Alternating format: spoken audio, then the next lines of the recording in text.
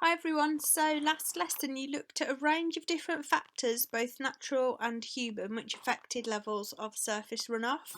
In today's lesson you're going to look at the final factor which affects levels of surface runoff, which is another human factor, which is urbanisation. So the increase of built up areas which humans live in and dominate.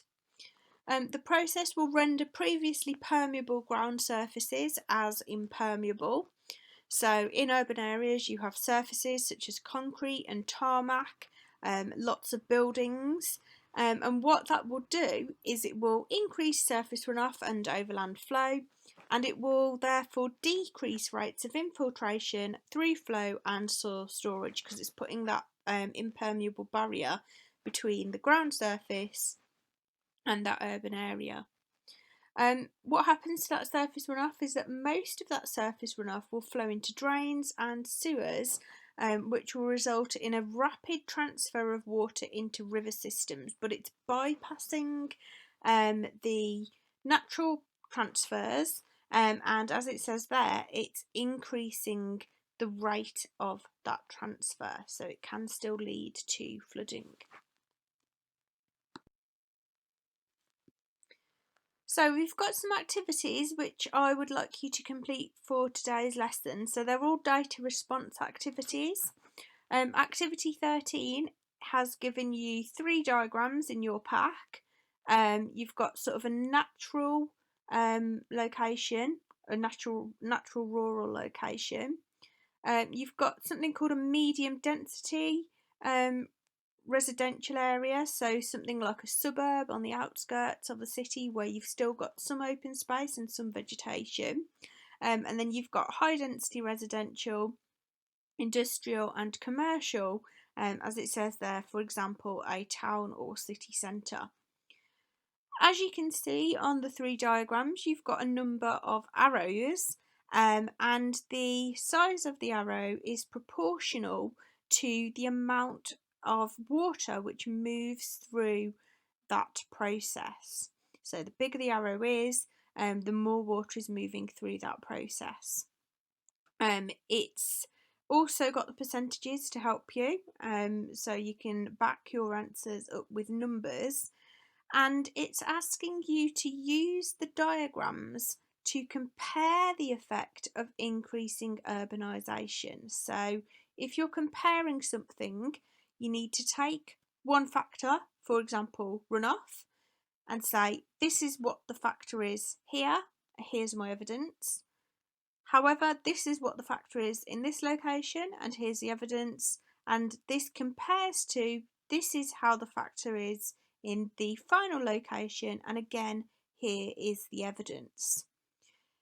If this was an exam question in the real exam, you would not have to explain why these processes differ, but if you wanted to extend yourself and extend your answer and improve your answer in your pack, you could give reasons for these changes. So why is runoff highest in whichever area? Why is evapotranspiration highest in whichever area? Why is infiltration highest or lowest in whichever area? But for the exam, you'd only have to use the descriptive terms and say how each area differs. Activity 14 is a simple hydrograph. So you've got a comparison between your urban and your rural location on that hydrograph. You can see on the x-axis, as always, you've got time, and then on the y-axis you've got 2 different measurements. You've got rainfall in depth for the start of the graph, which is obviously your rainfall line, and then you've got flow or discharge in volume over time for the 2 hydrographs, so your urban hydrograph and your rural hydrograph. What you've got to do here is you've got to use those hydrographs to explain the effects of urbanisation. So if you've put more detail in activity 13, it will start to help you for this answer. What we'd like you to do for this question is I would like you to refer to the lag time. Okay, so what's the lag time for the urban area compared to the rural area, and then explain why that is. How do the peak discharges compare between urban and rural, and again explain why that would be, what processes are going to be affected. And then finally the steepness of the rising and the falling limbs, and again why is urbanisation affecting those processes. So those two activities are practice really for activity 15, which is a proper exam style question. So whilst I'm asking you to hand in both activities 13 and 14, just for me to check that you've got a good understanding of them, I'm asking you to submit activity 15 on the form, which has been uploaded to your assignment in Microsoft Teams, because this one is an exam assessment question. So this actually came out as an exam question. It's as close to a real exam question that you're going to get, because it is a real exam question.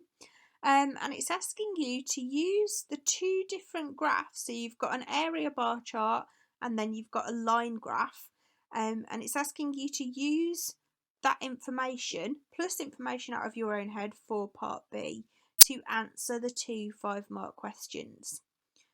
Remember, for part A, it's always just a say what you see question, although it might be a little bit more tricky. It might ask you to have an analysis or a comparison between different things. Part B is where you start to explain why you've got whatever it is outlined in part A. So part A doesn't need any explanation.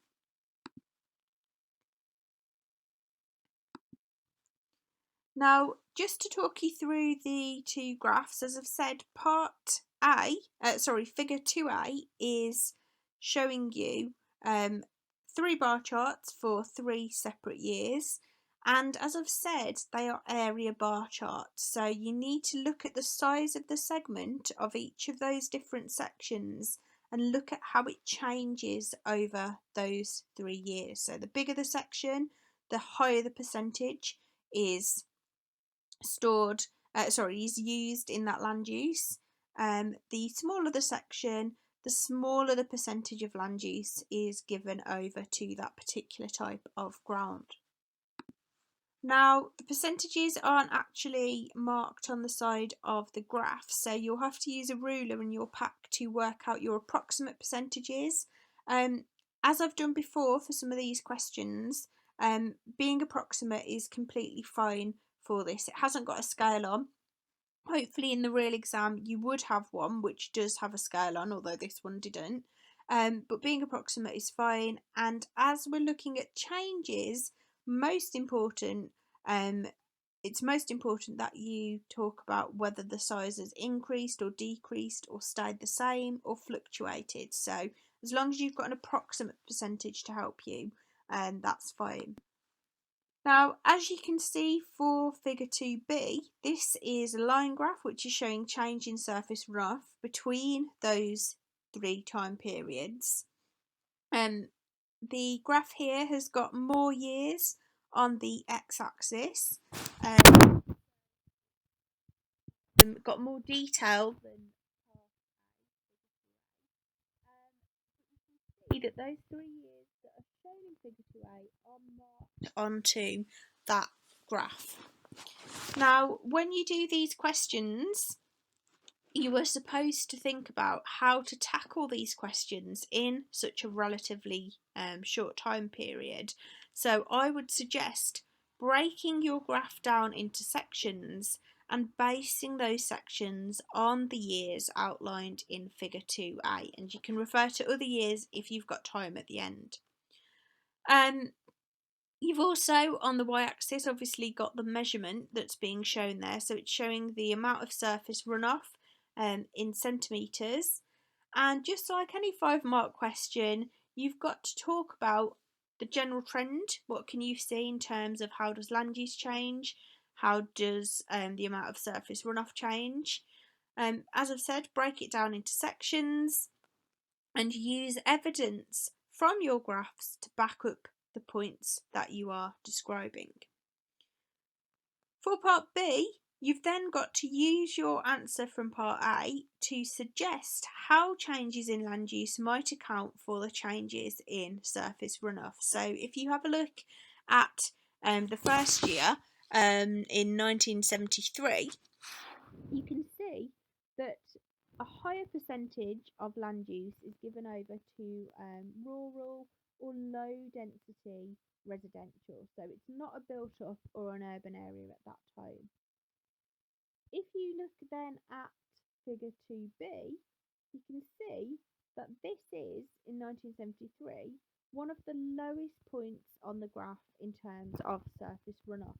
So you'd then have to say why that might be. So how has that land use contributed to a low level of surface runoff? What processes, what flows, what stores are being affected by that land use?